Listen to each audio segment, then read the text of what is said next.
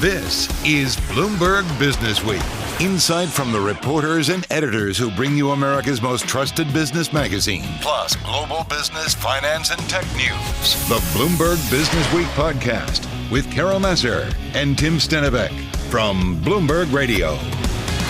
Hi, everyone. Welcome to the Bloomberg Businessweek Weekend podcast. A Fed decision and Jay Powell saying a rate cut could come as soon as September. Earnings from four of the Magnificent Seven, a renewed round of Mideast tensions, new polling around the U.S. presidential race from the crucial swing states. And as we put our show to bed, the news broke that Russia is releasing Wall Street Journal reporter Evan Gershkovich and former U.S. Marine Paul Whelan as part of a major prisoner swap with the United States. I can't even get my head around it. It's exploding, Tim. There's so much going on. I mean, things are moving so quickly that by the time people hear this, there will be additional news. So just keep that in mind, everyone. It's a busy summer week to wrap up the month of July, certainly on many fronts, including on the U.S. elections, because we're going to tell you about the billionaire financier who's spending millions on upcoming Republican races. And we're going to hear how Black PAC, a Democratic political action committee, is mobilizing and engaging African-American voters. Also in the new August issue of Bloomberg Businessweek, how the internet's biggest recreation zone for kids is fighting to keep predators away, and it's not always winning. All of that to come. We have to start, though, with earnings from several of the so-called Mag 7, all with trillion-dollar-plus valuations. Microsoft, Meta, Apple, and Amazon all out with results. And for a roundup, as some were crossing the Bloomberg, we leaned on the co-host of Bloomberg Technology on Bloomberg TV, Ed Ludlow, and Bloomberg News chief technology correspondent, and our in-house Apple guru, Mark Gurman.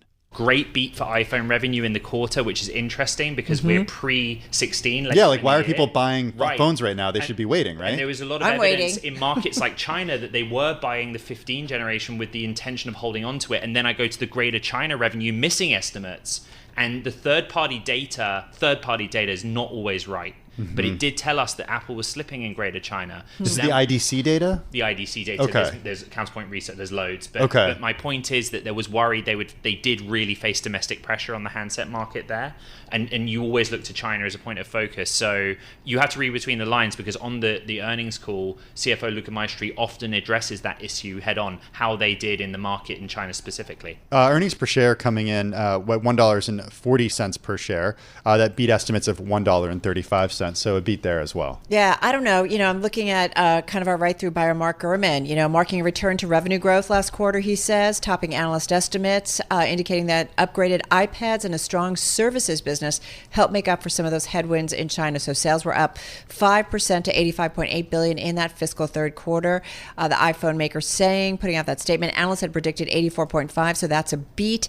3 months ago, the CFO had said the company would grow by a percentage in the low single digits during the period. Okay, overall revenue beat, iPhone revenue beat, Mac revenue beat, iPad revenue beat, wearables, homes, and accessories also beat. We've been talking with you throughout the week about the tech reporting season and the big mega cap tech companies that have reported. How are you thinking about them? I don't know that there's one trend line to There is a trend through. line excluding Apple, which is capital expenditures.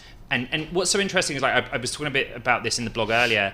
Apple's capex is always low. A lot of investors always bemoaned its cash balance. It's so ginormous. Right. I look at the release and I see Apple's board of directors declares a cash dividend of 25 cents per share. There's one really important thing when you cover a stock like this. You need to remind yourself, how widely held is the stock around the world? Yes, there are many institutional investors that hold it in volume. One of them was on my show today, Denny Fish of Janus. Think of all the individuals that buy Apple stock because they think it's prestigious. I always find that fascinating. So a little divvy goes a long way. It does go a long way. Hey, listen, we've been reading his comments along with Ed's on the blog. We read his story on Apple. Let's bring him in. Mark Gurman is Bloomberg News chief technology correspondent. We call him our Apple guru, joining us right now coming off of earnings. Mark, walk us through what you think the Bloomberg audience needs to know about this release. Yeah, the through line here is that Apple beat across the board in every product category: iPhone, iPad, wearables, home and accessories, Mac, and services. So nice beats across the board there. Still, the iPhone, 1% year-over-year decline. Not terrible, especially given that we are going into the new iPhone season. The other thing to note, though, is Greater China. Greater China is down about 6%. This came in both below expectations and obviously is an annual decline. That's something that I think a lot of analysts and investors are going to want to take a look at. Why is China's performance continuing to decline? Apple does say, though, that they still see this as an improvement over the China situation in the first half of the year, but still this is not great. Looking ahead, we're going to want to know any color about how they're thinking they're going to do in the current quarter, the fourth quarter. The new iPhone line, the 16, will go on sale towards the very end of Q4, towards the end of September. So that's going to be a significant moment, and obviously contribute quite significantly to the bottom line in the current period, which obviously we're looking ahead at that. Another thing I want to call out is the iPad. The iPad grew 24%. Wow. Not entirely a surprise. I'm surprised that Wall Street estimated so low on the iPad. Let's not forget that Apple hadn't released a new version of the iPad for about a year and a half, and then released two major versions of the new iPad in May, along with major updates to their accessories. So no surprise there. Hey, Mark, one thing I'd love to do with you, and I know it's hard, is the math on China. You know, you get that 3Q iPhone beat, and then the weakness in Greater China. Is it likely to be product specific in terms of iPhone, or where does Apple tend to point us when they have a specific geographic weakness? Well, the thing is Apple never really gets into geographic weakness on a product-by-product basis. What they have said over the past several quarters, as people have asked about the declines in China, is that these declines are not due to the iPhone. Now, they're not saying what those other products are that are contributing to the declines, whether it's the iPad, whether it's the Mac, whether it's wearables. They're not sharing that information. So I believe personally that it does have to do with the iPhone and some of the softness we're seeing there.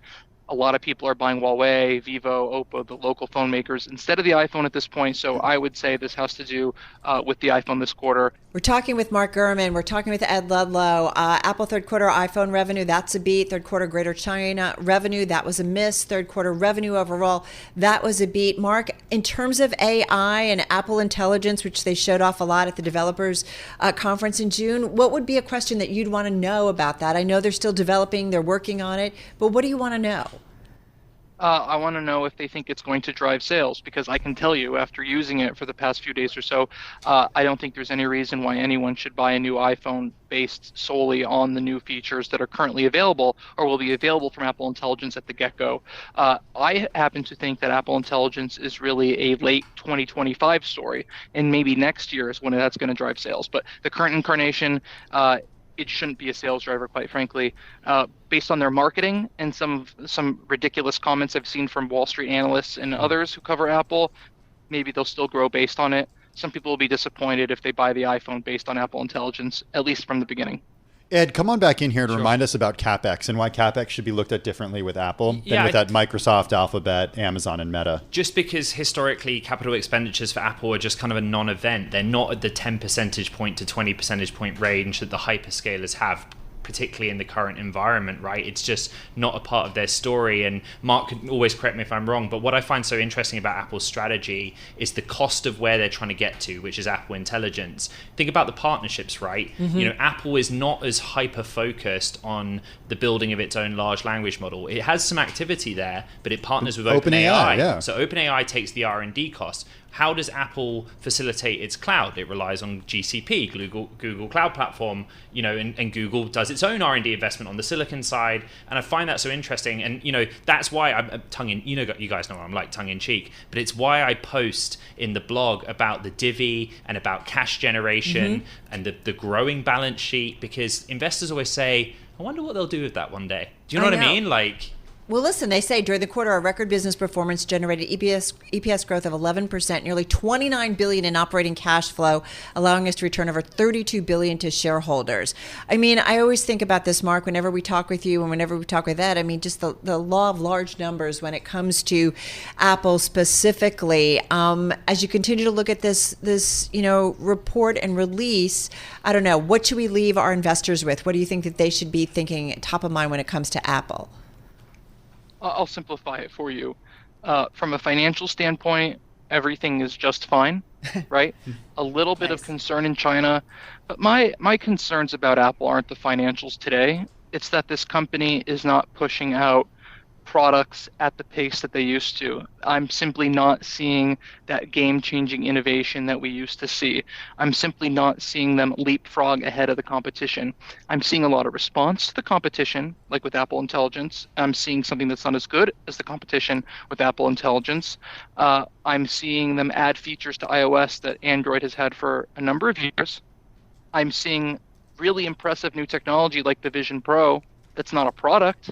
It's more of a prototype or developer kit. Yeah. So I'm concerned about Apple products right now. And obviously products, hardware drives this company. Yeah, so long term, Mark, because you have such a good view into the pipeline, much to the chagrin of Apple, I imagine, no car coming. Vision Pro, as you mentioned in the live blog, not even mentioned in this report. Is that right? That's right. So what is the big picture for the pipeline over the next 5 years? I think we're probably 2 or 3 years away from a bigger new product push, whether that's augmented reality glasses, foldable phones, new types of touch screen devices, new home devices, new Macs. But I'm not seeing anything in the next 2 to 3 years that is going to be a game changer, right? The Vision Pro technology is a game changer. Nobody wants it. It's too heavy. It's too expensive. There's no content. And, we lean on you like we lean on Mark. I feel like we've been going through a lot of the tech news. That's why we flew him out to New York this week. on the Bloomberg jet. The good and the bad of the big tech that have been reporting. Yeah, that's a really, really smart question. So there's one thing that I learned very quickly, which was Microsoft, do not miss Wall Street estimates. That won't go well for you. And I think that it's because we've joked about the money machine, but now the investors are really starting to do the math on it. The CapEx number was everything. I think I even heard Ian King on the phone to you just say capital expenditures and then hang up. And it's because with that, you can basically do the math on the timing of sales growth and bottom line growth from artificial intelligence, and then you can sort of extrapolate it out further afield. The GOATs on Apple and more. Bloomberg News Chief Technology Correspondent Mark Gurman. Also the co-host of Bloomberg Technology on Bloomberg TV, Ed Ludlow. Coming up, Roblox, geared toward kids. It's got a problem, a pedophile problem. That story up next. You're listening to Bloomberg Businessweek. This is Bloomberg. You're listening to the Bloomberg Business Week podcast. Catch us live weekday afternoons from 2 to 5 p.m. Eastern. Listen on Apple CarPlay and Android Auto with the Bloomberg Business App. Or watch us live on YouTube. Roblox. You're all familiar with the $26 billion market cap gaming company. It was launched in the early 2000s under the premise that games were the next frontier for education software. Kids could design multiplayer online enclaves using a set of building blocks and a simple coding language. The platform's weird, whimsical ethos attracted thousands and millions of kids who moved through its worlds as Lego-like avatars with frozen smiles and beady eyes, spending Robux to spruce themselves up with virtual wigs, clothes, dragon tails, or wings. This wasn't around when we were kids. It's a different universe, it's isn't it? It's a completely different universe. It's not the Barbies and dollhouses and stuff I played with. That said, Roblox has a dark side. Since 2018, police in the U.S. have arrested at least 24 people accused of abducting or abusing victims they'd met or groomed using Roblox. That's according to data compiled by Bloomberg Businessweek. Some were already on sex offender registries or had been accused of abusing minors. There were also a sheriff's deputy, a third-grade teacher, and a nurse. Bloomberg News investigative reporter Olivia Carville and Bloomberg News video game reporter Cecilia D'Anastasio write about Roblox in the current issue of Bloomberg Businessweek magazine. You can read it now on the Bloomberg and at Bloomberg.com/Businessweek. We began by talking about someone who used to be on the platform who went by Dr. O'Fatnik, known as Doc. So Doc was a really popular developer inside Roblox, and he designed a game called Sonic Eclipse Online. So it was based on Sonic the Hedgehog and what children, don't love Sonic. So he created this game on Roblox, and thousands of children are playing Doc's game and looking up to him as a developer that they, want to be friends with, that they want to talk with, that they want to, understand what are the next developments that are coming with his game. So he actually had a cult-like following of children across Roblox and other platforms that he would talk to kids on, like Discord, Twitter, now X, Instagram, Snapchat. He was across them all. He's not a good guy. He is not a good guy. Turns out he is to say not the least. Tell us a little bit about what he ultimately was doing. So Dr. O'Fatnik grew this following through 2020 in the height of the pandemic, when children are really attracted to Roblox and were wanting to play in the online spaces because they're trapped at home. And in that year, he was exposed as being predatory towards some of the young kids who were working for him on Roblox. So a lot of gamers tried to shut him down, get him off the platform. And in the end, it's kind of a long story. You have to read it to get all the details, but they weren't successful. And fast forward 18 months later, he was actually arrested by the FBI. We'll get to that in a minute, because I want to bring in Cecilia to talk a little bit about what makes Roblox unique, because we talk a lot about social media platforms and the restrictions on age with social media platforms. But Cecilia, you cover gaming. And the whole idea with Roblox is that this is a place that caters specifically to kids. It's for kids. Talk a little bit about the intricacies and sort of what makes Roblox unique in terms of what is available online for kids. It's a great question. So most social media platforms don't allow people under the age of 13 to sign up for them. That includes Discord, that includes Instagram, but Roblox actually welcomes people who are under 13. About 40% of its 78 million daily active users are under the age of 13. And, parents have the ability to toggle on certain safety features on Roblox, but by default, you can make an account if you're, 6, 7, 8 years old and talk to strangers in a variety of games. A lot of the video games that are designed for children, a lot of video games appeal to children, of course, but games that are designed for children don't actually allow children to communicate with strangers openly. You can't type to them on your phone or on your keyboard or through your video game console. A lot of them have these sort of like canned messages you can send, like, hello, how are you? Do you want to play a game together? But on Roblox, you can have really robust conversations and develop relationships. Cecilia, and I kind of jumped the gun there, kind of cutting to the chase, but I want to ask about, you actually created an account that said you were a 4-year-old. Tell us about that.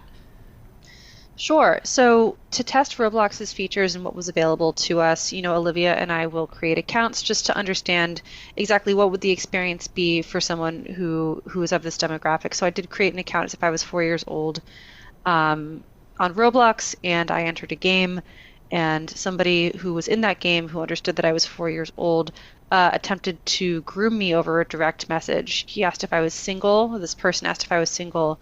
And when I told them that the account was 4, they said age is just a number with a winky face, after trying to get me to share my Snapchat. It was an alarming experience. It was unplanned.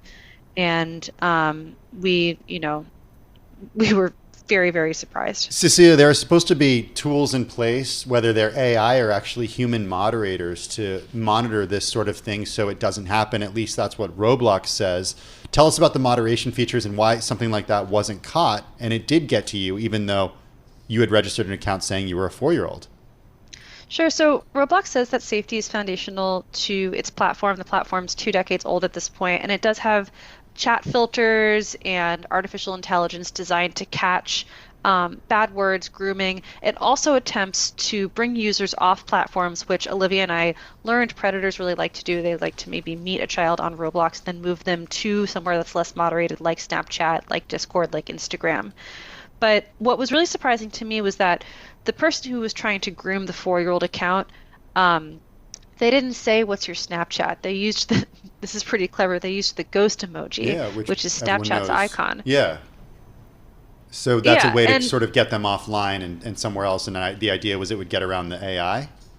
Exactly. And when they asked me to leave the game, they spelled it LEVE. So one of the big challenges for Roblox's 3,000 moderators, is what we reported in the story, is that predators and bad people on the internet in general will misspell words, will find ways around the chat filters, and that's just something that's so hard to keep up with. All right, but when you have a platform like this, the company's got to be on it, or police have to be on it, or somebody has to be on it. Turns out there were some vigilantes, actually, Olivia, who were on it and kind of doing their own police work on the platform.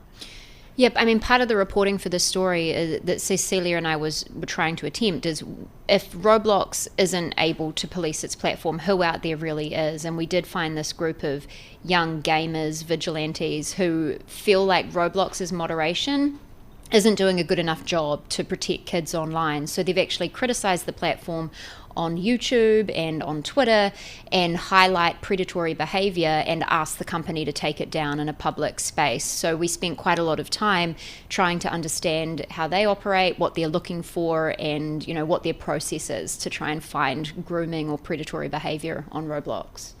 Tell us about Ben Simon. Well, Ben Simon he describes himself as an anti-hero. He's a very controversial figure. The company has sued him for $1.6 million, and the allegations against him aren't nice. Things like uploading photographs of Adolf Hitler onto the platform, which he denies, but also harassing the company employees, which he admits that he has done in the past, using homophobic slurs on Roblox. So he's relatively young now, but he created a huge YouTube following by highlighting predatory behavior on Roblox and being kind of this rebellious vigilante moderator in a sense. So he's got over 1.2 million followers on YouTube who really tune into him specifically because he knows so much about Roblox and the platform, and a lot of children now who play the game will actually go to Ben Simon, or Ruben Sim as he's known on YouTube, and file reports to him because they think they have a better chance of getting that content removed if he posts about it rather than through Roblox's normal moderation report system. Is part of the problem just Roblox, right, kind of protects the kids in terms of their actual identities, and so as a result, if you're a predator, your identity is protected? Yeah, that's right, Carol. That's one of the hardest things for Roblox is when you create a user account, you're encouraged to be anonymous. So when you sign up for the platform, it actually says do not use your real name.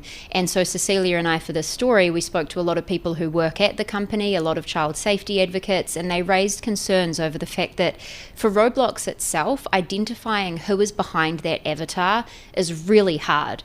It's just kind of a group of pixels playing in a game. You don't know their name, their age, their location, and what their intentions are. Are any of these concerns kind of, Cecilia, slowing down the growth of this platform and this company? There have been scattered concerns around safety on Roblox for a couple of years now. There are a couple of lawsuits against the company that are alleging that it's not as safe as it's advertised. But Roblox does continue to grow, and one of the goals Chief Executive Officer Dave Baszucki has is to reach 1 billion daily users, which is just it's over 10 times more than what it has today. Roblox is growing. It's free on basically every platform you can think of, and kids love it. It's not just a video game. It's not just a platform for people to make video games. It's really social media for the younger generation, and I don't see it becoming less popular anytime soon. Olivia, you've done a lot of reporting on sextortion, predators online. What is unique about Roblox's platform that makes it so difficult for authorities to catch up with these folks, but also such a fertile ground for them? Because those are the things that need to change to prevent this from happening further. The protagonist in this story is Dr. Ofatnik, as we've talked about, and his real name is Arnold Castillo. He was arrested by the FBI in early 2022, and I went to see him in federal prison up in Otisville, and I asked him that question, what about Roblox draws predators into the platform? And his response was accessibility, that it is just very easy to create an account and just jump from game to game and have access to thousands, tens of thousands, if not millions of children on a daily basis. So I think that's what makes Roblox unique. And not only is it easy to make an account, but you don't have to give any identifying information over. That was Bloomberg News investigative reporter Olivia Carville and Bloomberg News video game reporter Cecilia D'Anastasio. Their story in the August issue of Bloomberg Businessweek, now out on newsstands, online, and on the Bloomberg terminal. Roblox, by the way, reported the results for the latest quarter. On Thursday morning, the company did boost its bookings guidance for the full year, and the guidance beat the average analyst estimate. Check out all the details on the Bloomberg terminal and at Bloomberg.com. Still ahead on Bloomberg Businessweek, the U.S. presidential race is in full swing, and with a bit of a twist this week. As new polling finds Kamala Harris and Donald Trump in a dead heat when it comes to the key swing states. And a big billionaire Democratic donor and well-known financial figure puts his stamp on the GOP, this story among our most read this past week. This is Bloomberg.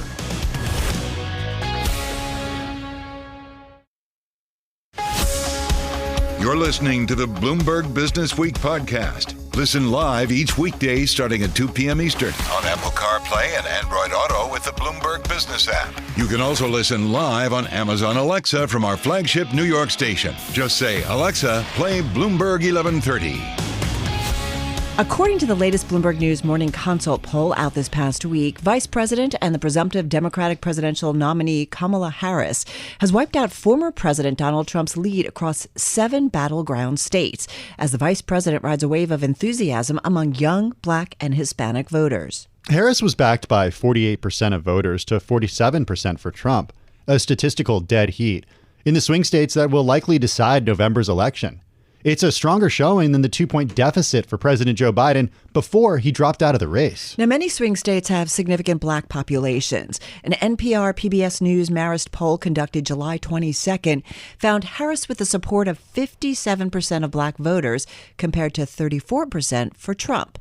Now, on Wednesday, Republican nominee Donald Trump questioned the vice president's racial identity at a contentious roundtable with Black journalists, fumbling an attempt to reach out to voters of color. For some thoughts on the upcoming vote in November, we reached out to Adrian Shropshire, executive director of Black PAC. It's a Democratic political action committee focused on mobilizing and engaging with African-American voters. Bloomberg's Emily Grafeo and I talked with her about 1 week ago. That was before Donald Trump's most recent comments. The good news, right, is that Vice President Harris is not unknown. Mm-hmm. I mean, I think part of the challenge with what we were hearing, from inside circles in the Democratic Party about, the potential of going to an open primary and to, sort of extending the internal debate and, frankly, chaos, that would have been more challenging, right? The vice president is not unknown. She's been vetted not only from her own presidential campaign, but through the 2020 election, through the last 4 years of the administration. So she's not unknown. And in fact,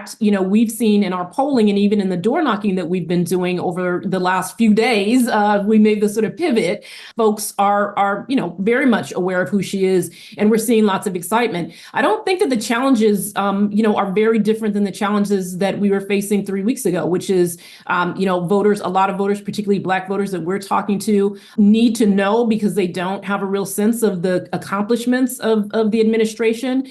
They need to understand the accomplishments that the Biden-Harris administration had that the vice president was directly involved with.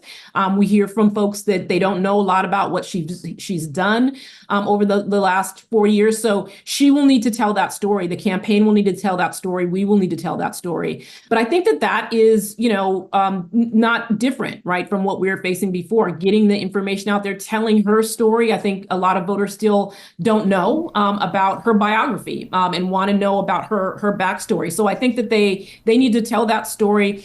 They also just need to continue with the contrast that they've been doing and making the stakes of the election very clear about where we have the potential to go as America, as a democracy that is, toward that more perfect union or toward, an America that, is continues to sort of push, divisiveness and rhetoric that is, not taking us to the future, but taking us back. Adrian, one thing that we've seen in polls in recent months, and this is before Kamala Harris was at the top of the ticket, it becoming the presumptive nominee, is that although we can't really say that former President Trump is popular with Black voters, he has picked up Black voters since, at least according to some polls, since leaving office, becoming more popular with them. I'm wondering what your polling shows in terms of how that could shift now that Kamala Harris is in the race. So, I'd say a couple things about those polls. One is it really is unfortunate that when we see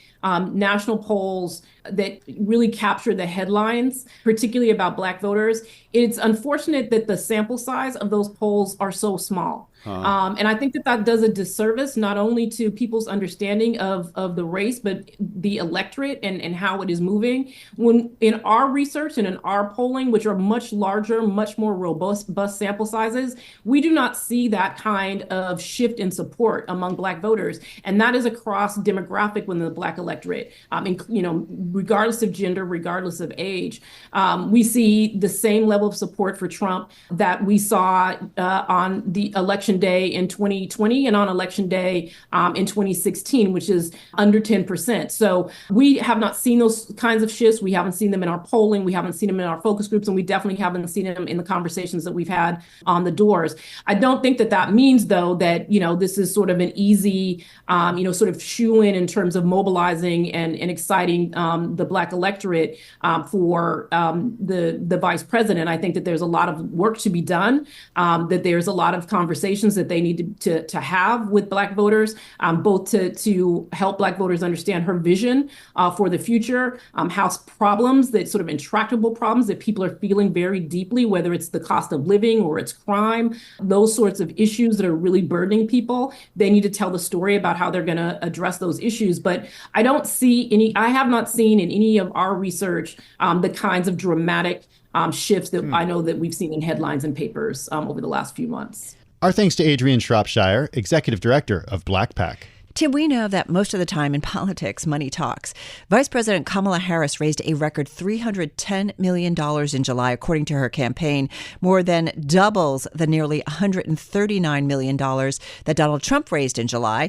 Harris started August with $377 million cash on hand, the largest war chest at this point in an election cycle, and more than the $327 million Trump reported having in the bank. One boost for the GOP coming from hedge fund billionaire Ken Griffin, who's spending tens of millions of dollars to back Republican primary candidates across the U.S. This story, a Bloomberg exclusive, was reported by Bloomberg News national reporter Mike Smith and Bill Allison, Bloomberg News campaign finance reporter. Mike kicking it off for us with what Ken Griffin is up to. There is a lot of nuance, and it's not entirely clear exactly what he's looking for, but in general, it's sort of old school pro-business conservative values that he is backing, for example, national defense. And one of the main things he is promoting is sort of helping the American dream, which is obviously a very broad description, but that's how he describes it. Does that backing, Mike, include Donald Trump at this point? Well, so far, no. As far as we can see in the most recent filings in terms of money, he's yet to give money to Donald Trump. He hasn't ever given money to Donald Trump that we know of. And he's quite guarded in saying whether he's going to back Trump or not. He's certainly a Republican. He gives to Republican causes and candidates, but Trump is yet to be seen. So, Bill, let's go through the money. What do we know about Ken Griffin and his donations to the GOP going back the last decade or so? What has he typically supported? How much has he given up? And where does it go? And what is he doing today? Really, since 2016, he's focused on Congress, both the Senate and the House. He's given, I think, $248 million since 2015, which is an awful lot of money, about $250 million. And he's focused largely on super PACs that, again, elect members of Congress. And in the last couple of cycles, he's really looked at early money having an influence on primaries, like who gets chosen to get elected to Congress. Like he'll look at safe Republican districts, he'll put a lot of money in behind what he views as a superior candidate and try to get that person into Congress. And so far this cycle, he's put more than $75 million into political committees at the federal level. Mike, how successful has he been over the last decade? Because it seems like he hasn't always bet on the right horse, so to speak. He supported the opponent to J.D. Vance in his Ohio Senate race, who J.D. Vance ended up beating. He's thinking about supporting somebody who could challenge Matt Gaetz. He has supported Nikki Haley in the past, Kevin McCarthy in the past as well. How successful has he been? Yeah, I mean, that's an elusive thing to answer, but we can say that this year, this cycle, he's gotten behind 60 different candidates in congressional races. They've won about 2/3 of those, or a little bit more. So it's not a bad record. He has won a lot, but he's also lost some. And a lot of his money has gone into losing races, and a lot has gone into winning races. And I do wonder, too, Bill, we often kid, but it's very true. Money talks, right? And money gets attention. How influential has he been really in kind of shaping what's going on in the Republican Party? We talk so much about it being, Donald Trump's party right now. But how much has he really been influential over the GOP overall? Well, the Republican operatives that we talk to, the people who run super PACs, the people who recruit candidates, the people who really kind of do that nuts and bolts work of running the party, say that he's fundamental to their success. He's very influential. He's very important. If you have an idea for a super PAC, you want to elect veterans, you want to elect women with business experience. There's a whole broad range of folks who do different kinds of super PACs. He's somebody who's definitely going to be on your list to try to get, at least to his advisors, to make your pitch, to say this is what my plan is, this is what I'd like to do. And if he decides to fund you, you have a good chance of also drawing money from other donors. Bill, somebody might read a story like this and come away with a really cynical view that politicians can be, I'm not going to say they can be bought, but certainly people with power are able to donate a lot of money to super PACs that go around traditional campaign finance. Just give us some context as to how something like this is legal and how super PACs are able to operate in this world when certain individuals are only allowed to give a relatively small amount of money to individual candidates. Boy, there's a famous saying in politics that there are three important things in politics: money, and I forget what the other two are. And this has been kind of consistent throughout history.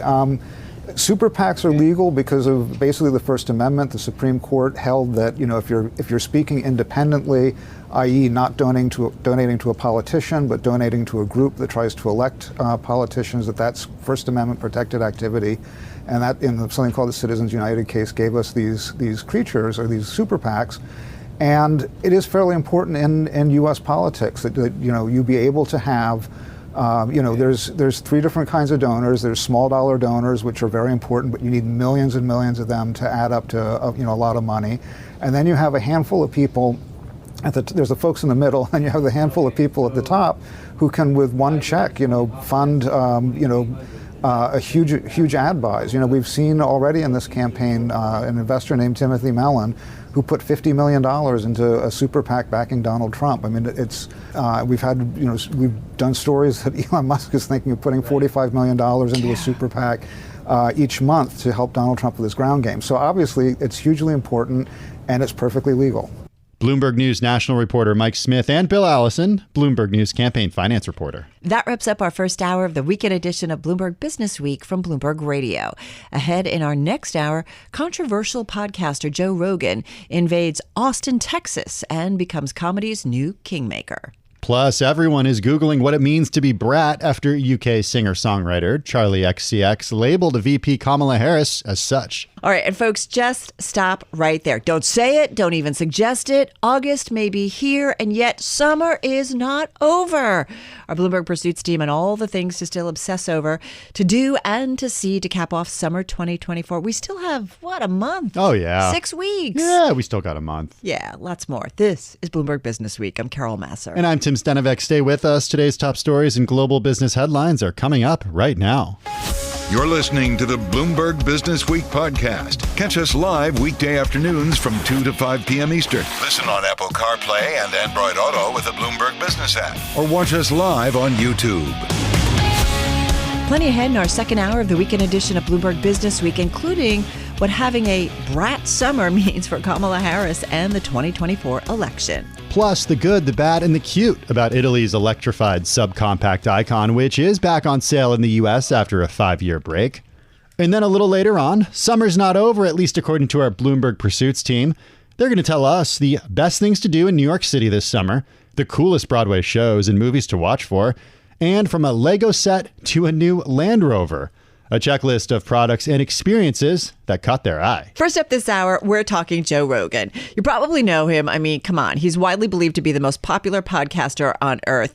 He's got a huge Spotify contract worth hundreds of millions of dollars. And on message boards, people sometimes describe him as the Oprah Winfrey for men. About 4 years ago, during the pandemic, he relocated his family from LA to Austin, Texas. And since then, he's cultivated a lifestyle tailor-made for a new age of the comedy profession. It's one ruled by podcasts rather than Hollywood movies and sitcoms. He's got a new podcast studio, a sauna, cold plunge, a bow hunting range, and most important, a new dystopian-alike club for doing stand-up called the Comedy Mothership. All of it engineered to share with his friends. Over the past 2 years, a growing group of comedians and podcasters have followed Joe Rogan to set up shop in Austin with names such as Shane Gillis, Matt McCusker, and Tony Hinchcliffe, to name a few. And let's not forget Joe Rogan's pal, Elon Musk, moving Tesla's headquarters to Austin back in 2021. Okay, so why are we talking so much about Joe Rogan? Why are we? Because Felix Gillette and Ashley Carmen wrote all about Joe Rogan for Bloomberg Businessweek. Check out their story on the Bloomberg and at bloomberg.com/businessweek. Felix is Bloomberg Businessweek media, entertainment, and telecom editor and the author of It's Not TV, The Spectacular Rise, Revolution, and Future of HBO, who joined Bloomberg's Emily Graffeo and me recently. Felix, so how much Joe Rogan did you listen to when writing this story? A lot of Joe Rogan. Yeah, Like, months and months of Joe Rogan. Really? Months? Yeah, because he wouldn't talk to us. He doesn't really do interviews, and he loves to talk about the comedy stuff, the comedy club on his show. So it's mixed in with, moon landing conspiracies and a lot of MMA, minutia that I don't really need to know. But it was interesting. You get his whole perspective on the comedy world. So too. just not just recent podcast episodes, but episodes going back a few years? Yeah, for years he's been talking about this. I mean, he moved from LA to Austin about 4 years ago. And yeah, he got down there and he just, like everyone who moves to Austin, they just can't shut up about it. Yeah, it's the greatest town ever. We got the best barbecue, like it's incredible. It's pretty like hot the hill in the country. summer. Yeah, it is hot in the summer. But the one thing he didn't have is he missed having a place to perform because he was a regular at the Comedy Store in LA. Austin had a stand-up comedy scene over the years, but it was always pretty minor, especially compared to the live music scene there. And so he was like, you know what? Like, I'm just going to build a comedy club for myself and my friends, and I'm going to spare no expense. He said on his show that, it's not to make money. He just doesn't want to lose money on it, but he basically just puts all the money back into the comedians, and it's a really nice club. And because Joe Rogan is Joe Rogan, and he has this huge platform that anybody who goes on Joe Rogan's show is going to get a bump for their comedy show, their podcast, their book, whatever it is. So his ability to recruit people is amazing. And every time he has someone on the show, he gives them the sales pitch. Come to Austin, come hang out with me. You can perform at the club. You can come on my show. You can have your show. You don't have to be, tethered to the studios of LA and New York anymore. Just move here. And, some people resist, but a lot of people have heard that pitch and been like, yeah, okay. And, Shane Gillis, Brian Simpson, Tony Hinchcliffe, some pretty big name comics have moved down there. And, they all are headliners at the club and hang out with Rogan outside the club. There's like this whole scene around the bar at the Comedy Mothership. It's kind of fascinating when you're there because you have this feeling that anyone that's kind of in that world, Elon Musk, Johnny Manziel, anyone that's been on Rogan's podcast recently could pop in at any time. That's kind of like their clubhouse. And it's been this and then that's at the top end. And then there's been this whole trickle down effect in Austin where since Rogan opened the Comedy Mothership, there's now maybe a dozen other comedy clubs that have also opened up in the vicinity in downtown Austin. And now if you talk to like young aspiring stand-up comedians, which we did for the article, instead of moving to New York or LA to try and make it, a lot of them are now like, you know what, I'm going to Austin. So there's all these group houses popping up in Austin where you have, 10, up and coming stand-up comedians all packed into a house doing the open mic nights around town and desperately trying to get a spot in the Comedy Mothership. So Joe Rogan embraced Austin, but in your reporting and Ashley's reporting, did Austin embrace Joe Rogan? Yeah, I mean, I think they have to a certain degree. I mean, Austin has been such a boom town. It's been like the fastest growing city, every year for like 12 years. I think they lost the title this year, but there's been a ton of people moving there, including a lot of people from California.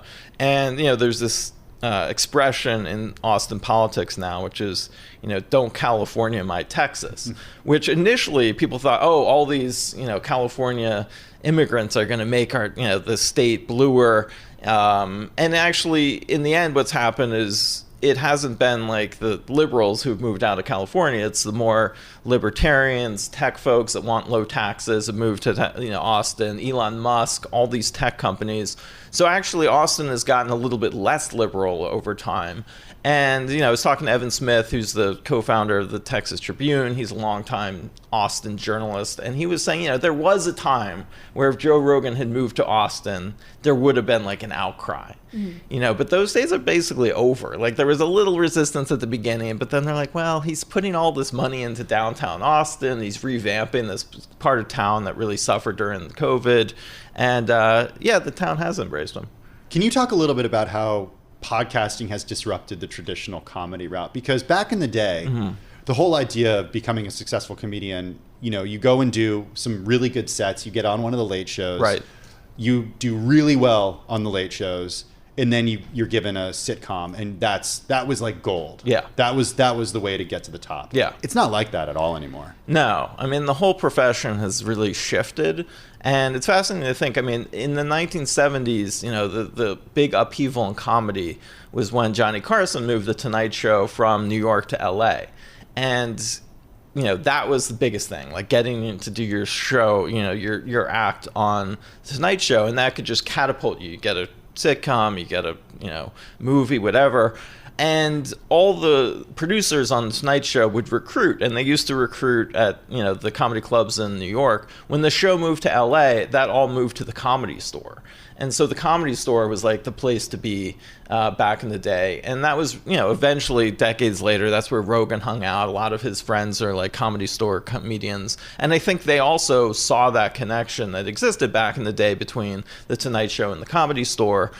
Late night television, no longer what it once was. But it is fascinating that now, like, the big thing is Rogan's podcast. And similarly, the comedy club that he runs is now kind of like a gateway. And that's where talent is like, pulled to with the hopes of like, well, maybe if I kill it, maybe if I just absolutely make a name for myself at Rogan's club, maybe then I get on his podcast, and that's seen as like, the big place to be. And even people that are out there, promoting whatever it is they want to promote, especially to the demographic that listens to Joe Rogan, which is like young men, primarily. Like, if you're selling something to that demographic, yeah, like you want to get on his podcast, you want to get on the podcast of all of his friends who are also in Austin, this whole little universe, the Roganverse, as we like to call it. And we talked to like Tucker Carlson, who's trying to launch his own streaming network, independent streaming network. Yeah, he goes down there, has dinner with Joe Rogan, does the podcast, goes to the club, does another podcast in the club, and just goes hang out in the Mitzi's. Like that's the new place to be. And it is a huge shift for the industry. So what's the comedy like at the club? Is it all branded with the Joe Rogan, carnivore diet? Yeah, I mean, you would think like, and when it first opened, people were like, oh, it's a anti-woke club, it's all going to be Rogan style humor. In truth, it's not really like that. It's much more just like a anything goes comedy club. I mean, it's like whatever people are doing that's funny, you can get up there. Some of the humor is, political, but most of it's not. So how's the club different than other comedy clubs that people would go to? I mean, first of all, it's really hard to get into these days. That's part of why, another dozen clubs have opened up in Austin, because it's just really hard to get a ticket just to get in there. Additionally, it's kind of like Rogan's guys who are the headliners. There's a smaller room. And there's a whole system, a hierarchy in the club. If you get a job as a door guy, then you work at the club, then you can do the staff shows in the smaller room. If you really are successful there, maybe you'll get up to the top room. But it's kind of like, there are definitely like plenty of big performers, comedians around the country that will never go to the Comedy Mothership. It really is kind of like a place for Rogan, the people that are already in his inner circle and the people that are desperate to get into his inner circle. Just very briefly, you're not allowed to bring a phone or cameras or anything in, but they have cameras set up for a very special reason. Yeah, because you're going to start seeing more and more live shows on Netflix. Netflix just did their first live show. Brian Simpson did a live from the mothership. You'll see more of that. The whole place is wired so that they can do specials. Our thanks to Felix Gillette, Bloomberg Businessweek media, entertainment, and telecom editor, also the author of It's Not TV, The Spectacular Rise, Revolution, and Future of HBO. You're listening to Bloomberg Businessweek. Coming up, we'll having a brat summer turn to votes in November for Vice President Kamala Harris. Plus, the electric Fiat 500, reasonably priced, quick charging, and cute. Super cute. Our auto guru, Hannah Elliott, breaks down the good, the bad, and the noisy of this Italian icon. This is Bloomberg.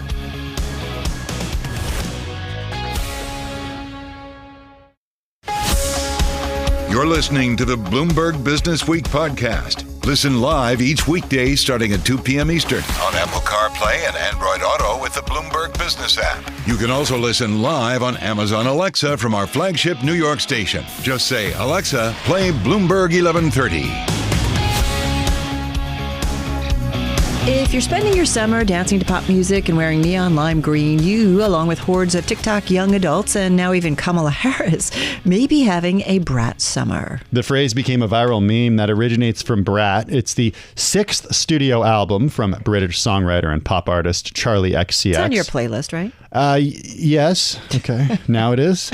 Bloomberg's Amanda Mole writes that the album and its lime green motif have become near immediate fodder for memes, mostly in an effort to mark things as a particular type of edgy, Zoomer-approved cool.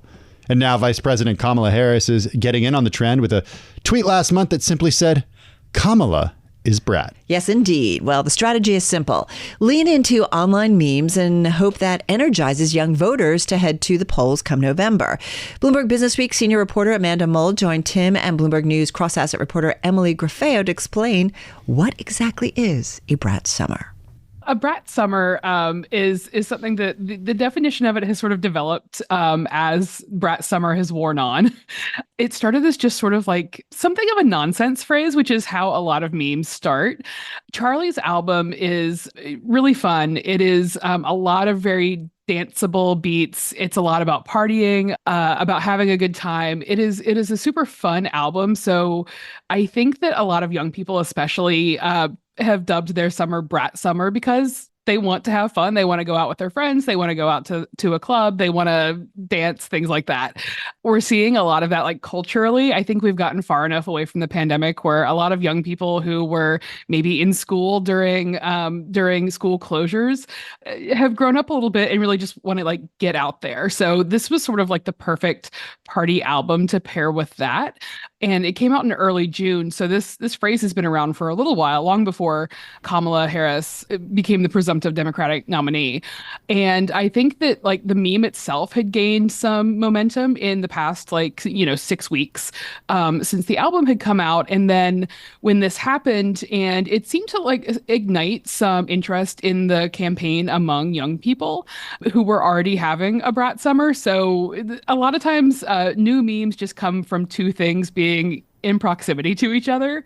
So brat summer was already in progress, and Kamala has joined the party, I suppose. Well, now that I know about it, I think it's over, because that's typically how this stuff works.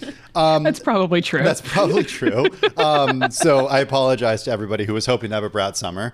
Why do you think Kamala Harris, it was so quick to embrace and be embraced by this culture, but why was Joe Biden not brat? I mean, the Biden campaign had had problems for quite a while in igniting interest and support among young people.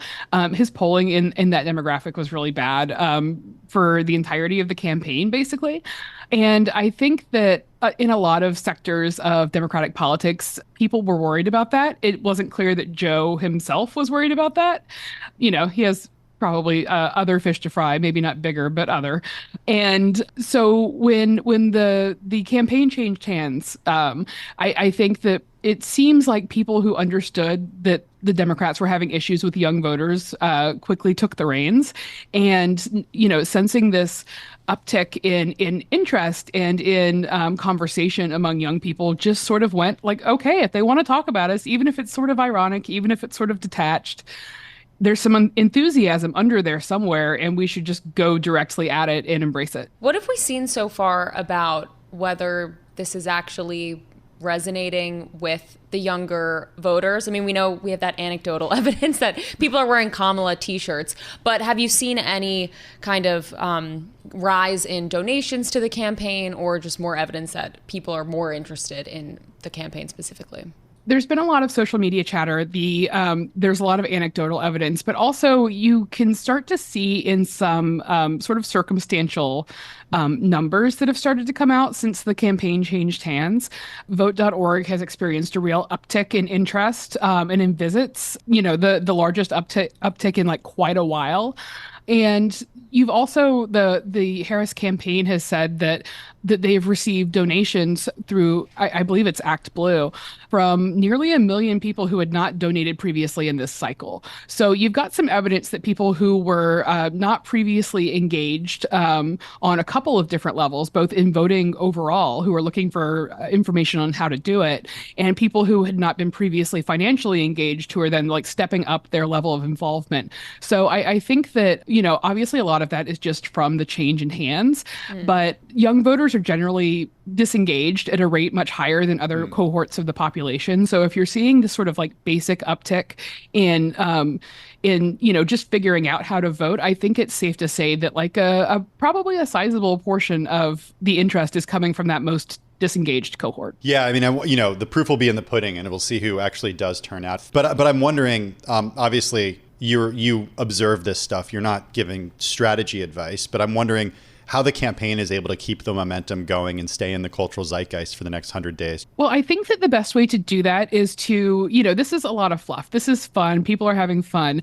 But I think that in order to keep young voters engaged, Kamala Harris is going to have to put some real policy proposals forward that engage them on the things that they're interested in. Without doing that, I think this will peter out very, very quickly. That was Amanda Mole, Bloomberg Businessweek senior reporter. So bummed I missed that, man. It's like, it's become such a big part of like the conversation right now. Carol is brat. Tim is brat. From the casual yet edgy aesthetic of brat to something that is small, practical, and adorable. That's how our Bloomberg Pursuits auto columnist Hannah Elliott described the new electric Fiat 500.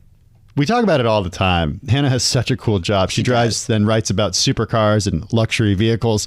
Sometimes these things cost millions of dollars. This time, though, Hannah shares her experience driving the more reasonably priced and cute Italian icon. It was so fun. I have to say, I did not know what to expect. Like you said, this is a little bit below sort of our normal price range that we typically review. But of course, Fiat, and especially the 500, comes from a really long heritage. It debuted in 1957 in Italy. Of course, we've seen all the beautiful Italian movies with the 500 driving through the streets of Italy. So how could I resist, right? Also, this car has not been in the U.S. since 2019, and they just brought it back this year as an electric vehicle. They're doing special drops, kind of like with shoes or with records. I drove the Inspired by Music version, which was the latest drop, and it was so fun, you guys. It was like everything you need and nothing you don't. And I think every electric vehicle should be one of these. Well, tell me, what is it? Because you've been in so many different EVs and some that are super, super expensive. What was it specifically? Like you said, everything that you need. Just walk us through it a little bit. I liked it because it's kind of like a no muss, no fuss type of vehicle.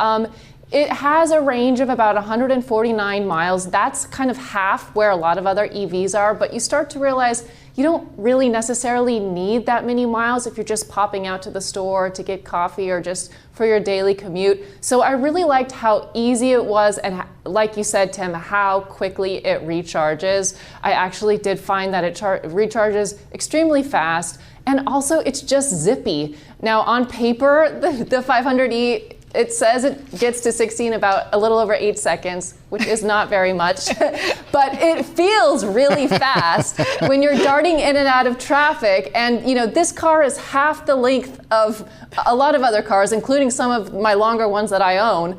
So you kind of just zip around, and I swear I probably shaved off 10 to 15 minutes from my commute just because I was zipping in and out and I had a really fun time doing it. Such an LA thing to do, right? Completely. That's so LA.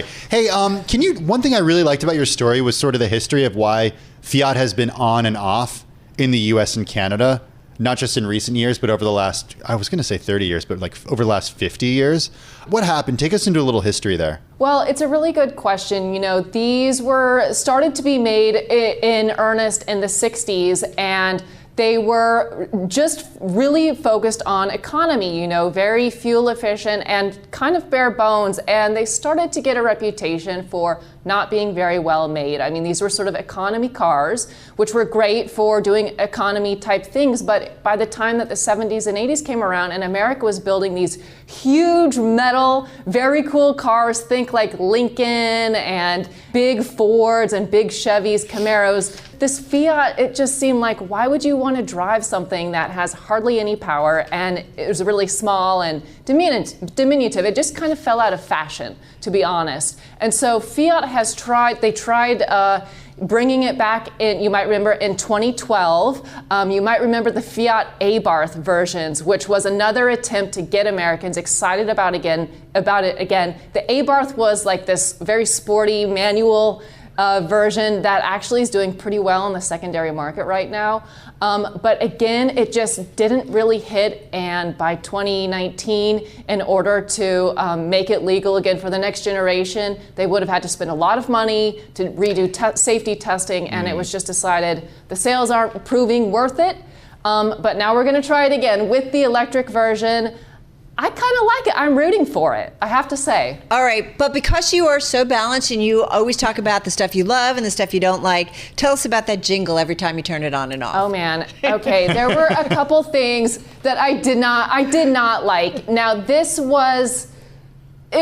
felt like you're in a child's toy appliance. The jingle is when you push the button to turn the car on, and when you turned it off, there's this whole like electronic melody that plays, and it makes me feel deranged. It just feels too cloying, too sweet. It's like, we don't need this. It's too much. Another little gripe I had was the single cup holder is kind of out of sight, out of mind in the cabin of the car, so that wasn't great. And I did end up getting towed in the car through a course of multiple events that involved a broken electric charger and then a parking lot that apparently was private. And the car was towed when I went to go charge it. But I have to say, I did get the car back $466 later, and it was fully charged. That was Bloomberg Pursuit's auto columnist Hannah Elliott. Still ahead on Bloomberg Businessweek. Feeling like summer is over? Well, stop. It's not. And there is still so much to do and time to do it. Including grabbing a table at one of the city's hot dining spots, or grabbing one of the 7 products our Pursuits team is obsessing over. That's all ahead. This is Bloomberg. You're listening to Bloomberg Businessweek with Massar and Tim Stenovec. Watches are most of the time perceived as a time capsule. It's very chic and posh. The most powerful car made in the U.S. You get the beautiful interior, the iconic design. Now it's time to take a look at luxury with Bloomberg Pursuits on Bloomberg Radio. A Land Rover Defender that can wade through more than 3 feet of water, a coffee machine that can make a cold brew in less than 4 minutes. Tim, are you listening? I'm listening. And Jaws is back in the form of a 2-foot-long Lego set. That's actually the most exciting one to me. We've got the 7 products arriving in August that our Pursuits team is obsessing over. Plus the best movies, books, and TV shows to check out, and the best things to do in New York City this summer because, hey folks, although Labor Day is around the corner, summer is not over. Don't even suggest that to the editor of Bloomberg Pursuits, Chris Rouser, who's I don't want to hear it. Here in the studio. I don't want to hear it. It's only the beginning of August. It's true. It is the last month of summer. 4 weeks. It's a whole month. How many months of summer do we have? It's a third. In New York City, summer is short. Tim, don't go there. Do not go there. It is true. No, it is. It's school goes really late in New York City. People don't really slow down until July. Suddenly it's the beginning of July and you're saying summer's already over. So what are we supposed to do? You did a smart thing, and I have said to myself, I need to do this. What did you do in June?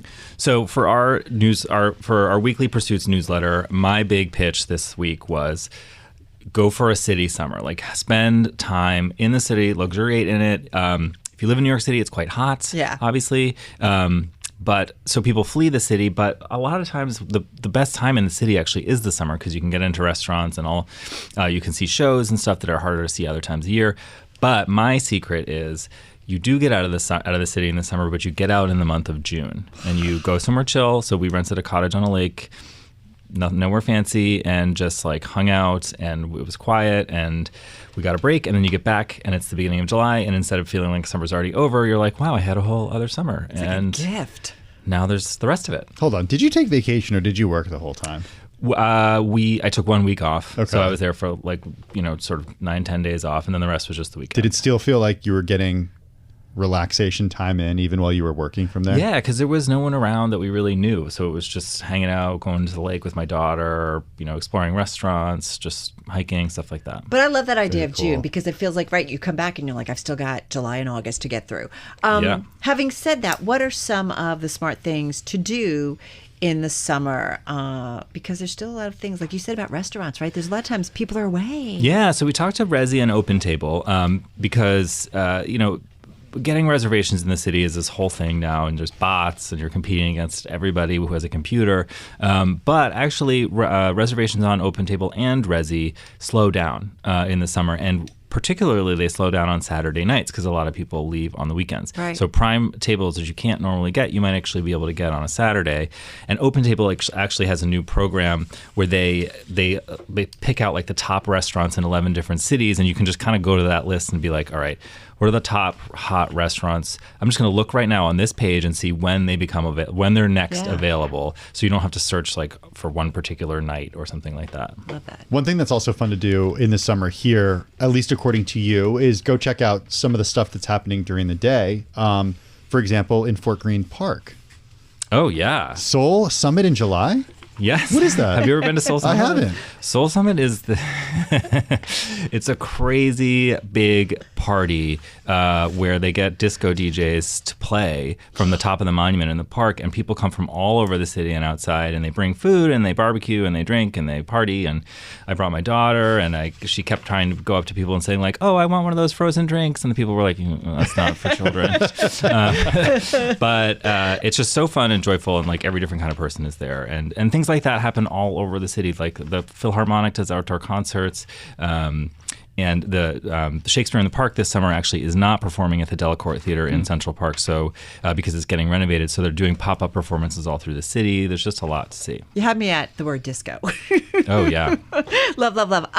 Let's switch gears a little bit. You also have a story, the best movies, books, TV shows, and events coming in August. There's still a lot of stuff going on. Oh, yeah, of course. So in the new monthly Business Week, we always have an entertainment page, which we didn't always have before in the weekly Business Week. And so for every issue, we have our recommendations for TV and movies and stuff coming in the next month, the Pursuits picks. And so there's a bunch of stuff that we're particularly excited about this month. Speaking of things to see in the city, Oh, Mary on Broadway. Loves this. You guys have to see it. It's so funny. Okay, it's extended through November 10th, so that's doable. Yes, do it. And I want you to see Cats also. The TV show Bad Monkey, which is based on a Carl Hiaasen book, is supposed to be really great. I just saw an ad for this last night. The producers of Ted Lasso are behind it. It's on Apple TV+. Vince Vaughn. There's a great book by Ian Fraser from The New Yorker called Paradise Bronx, The Life and Times of New York's Greatest Borough. We want to get them on. We need to do that. Oh, yeah, yeah. Come join us. Okay. Anyway. I digress. That's really good. And then there's this great film, Sing Sing, which was actually at a bunch of festivals, so some people have seen it already, which is actually set in the prison upstate, and it stars Coleman Domingo, like as an inmate learning to express themselves through art with a cast that is professional actors mixed in with formerly incarcerated people. So it just looks like it's going to be really good. Really Very cool cool. stuff. A lot to choose from over the summer. Okay, so that's sort of arts and culture, what you can do, what you can eat. What about a vehicle that can have some muscle? The Land Rover Defender. Nice segue The special there. version. Yeah. So this is like if you're going to Nantucket or what? Yeah. Or to if the you want supermarket, driving Whole to Nantucket. Foods. Just drive right to Nantucket, see how it goes. Also in the new monthly Business Week, we have... He's making fun of me, Carol. As he should. Put it on the ferry, go to Nantucket, and drive on the beach, Chris. Come on. In the new monthly business week, we have a feature every month in the front of the magazine in the in context section that's called The Right Stuff, and the editors let the Pursuits team take over one page of the front of the book, and we just put all the coolest stuff that's coming out this month, usually arranged around themes. And so this month, our favorite thing that's coming is the Land Rover Defender Octa, which is the most powerful Defender yet. It has 626 horsepower. And it's not cheap. It's $152,000. But it can go from 0 to 60 in 3.8 seconds, which is really fast for a big, heavy car. And this likely will be used to get to the grocery store and not do off-roading. Yeah, there's a lot of Defenders in the Hamptons and on Nantucket. They didn't swim there, but they're there. You got to talk about this new coffee thing. It's a good way to describe it. I mean, Oracle Jet, the Breville Oracle Jet. I saw this and I'm like, Tim's got to be. Do you have this one? I do not have this one. All right. No. Just checking. No, mine is an old-fashioned machine. But Chris, what is this thing? So this is so their flagship model, which is the Oracle Jet automatic coffee machine, now can make cold brew and cold espresso in less than 4 minutes instead of having to steep it overnight in your fridge, blah, blah, blah. There are a few new products that coming out that can make cold brew very quickly. This is one of the best. It's $2,000 and has 45 grind settings. Are you a cold brew person, Tim? Yeah, I like cold brew. Usually I have a warm espresso, a hot espresso in the morning, but I'll do cold brew in the summer too. He's a coffee snob. I am a coffee snob. I'm also a Lego snob. Yes, this was my favorite thing. Also. Same, my favorite thing as well. Yeah. Why did you include Legos? Is not typically something you include in Pursuits. Actually, that's not true. We do occasionally talk about how Lego sets get made and how they take an actual item. Something that's out in the real world, say the Eiffel Tower, which they probably have made for decades, but and then they do CAM models and they figure out how to make it best with the pieces. I stand corrected. Thank you, Chris. Well, what I did not know is that they have a fan idea site that you can submit ideas for them to do this exact treatment with. And then if they get 10,000 likes on their website, on this public forum, then they'll consider it and they make a lot of them. And so this guy, Johnny Campbell, posted it to the ideas platform. And more than 10,000 people said they wanted Lego to make it, and Lego made it. That's this huge. It's so cool. I think you need to do this with your son. I would absolutely. We said it's Jaws. It's it's the shark from Jaws and the boat. He would be a little scared of this. Yeah, he's in a scared of animals phase, but maybe when he's a little older. It is so. Maybe I'll do it without him. It's really fun. Cool. It is so cool. We have a few more minutes. Where would you like to go? One of the things that I liked reporting out during this month's issue, actually, is this story we did about TV shows on CBS. Because CBS is the network that everybody watches that TV snobs never talk about. And they always have the number one shows. Tracker is the number one show, which debuted after the Super Bowl. It had 11 million viewers. And they always have the number one comedy, which is usually one of the Big Bang Theory spinoffs. Right. So first there was the Big Bang Theory, then there was Young Sheldon. Now Young Sheldon has ended. And a spinoff of that, Georgie and Mandy's First Marriage, is coming up. It's so true. I know. A spinoff of a spinoff. Yeah. Okay. There was a prequel. This is a spinoff of the prequel to the original. Okay. And it's going to be the number one comedy on TV. Yeah. And, people aren't going to talk about it at zero bond. But it's just CBS really knows how to make these hits. And so they have a spinoff of NCIS Origins, which is about Mark Harmon, but before the original NCIS happened. They're doing a Matlock reboot. They're doing a Sherlock Holmes reboot called Watson, which is just about medical mysteries. And Chuck Lorre, who does all their big comedies, is sort of a mastermind of this. But they just are making stuff that people want to watch. And they put it out on streaming, not just on Paramount Plus anymore. And because it's on other platforms, people discover it on Netflix, young people discover it, and then they bounce back and watch the live shows. So it actually is bringing in younger audiences, even though you may think it's an old model. So even though I quote Sunday Morning and all those shows, and you make fun of me. Well, that's not where Sunday Morning is the greatest television show, except for the one that you two are on. Chris. Chris. Yeah, well, I was going to ask about Chuck Lorre because has this magic touch and he creates so many successful shows for CBS. We spoke to him actually about a year ago. Oh, yeah, we did. That's right. I About forgot about that. philanthropic work that he's done in the Los Angeles. He's quite a character, by the way. Yeah, he's great to have. I think you'd have to. He's got to be. come back. And they're filming Georgie and Mandy's first marriage in front of a live studio audience. Think about such a all throwback. young people who grew up from single cam Parks and Rec, Right. kind of stuff. The Office. They have no idea what it's they're like. what people are laughing. I don't know. So show him Home Improvement. Remember Home Improvement? That was in front of a live audience. Of course. Yeah. It's going to be like that. I was blown away by it. It said the network aired 13 of the top 20 broadcast series in 2023. Everyone is watching these shows. It's like it's just really, really Yeah. wild. See, Tim? Yeah. I'm just Carol's on the Chris, vanguard. did you see what Chris said?